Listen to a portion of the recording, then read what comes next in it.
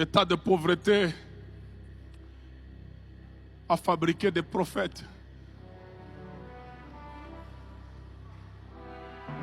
L'état de pauvreté a fabriqué des apôtres. Ça a fabriqué des docteurs. C'est triste, il ne faut pas que la pauvreté t'appelle, il faut que Dieu t'appelle. Où sont les Élysées? Quelqu'un qui est appelé prophète entrepreneur, il a 24 tracteurs. 12 paires de bœufs à l'époque, c'est ça les tracteurs d'aujourd'hui. Ça veut dire quand il est prophète, il devient prophète, il ne le devient pas parce qu'il n'y a rien à faire dans sa vie. Il a à faire. C'est pour ça que l'argent de Naaman ne lui dit rien. La présence de Naaman ne lui dit rien. Il sait que j'en ai suffisamment. Que Dieu nous épargne de Géasi. Que Dieu nous épargne de ce genre de comportement.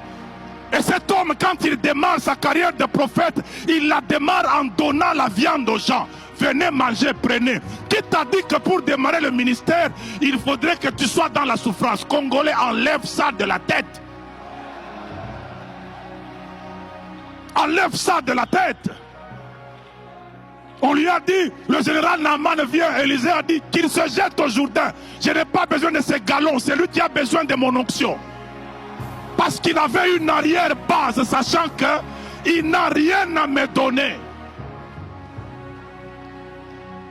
Que le temps plein ne soit pas un tremplin matériel. Personne ne t'empêche d'être organisé en affaires. Ne deviens pas comme le prophète de 2 Rois 4 qui craignait l'Éternel mais qui meurt endetté. Congolais, arrête cette histoire-là. Le défi de produire et de gérer est un défi au quotidien. On ne vit pas par miracle, on vit par sagesse.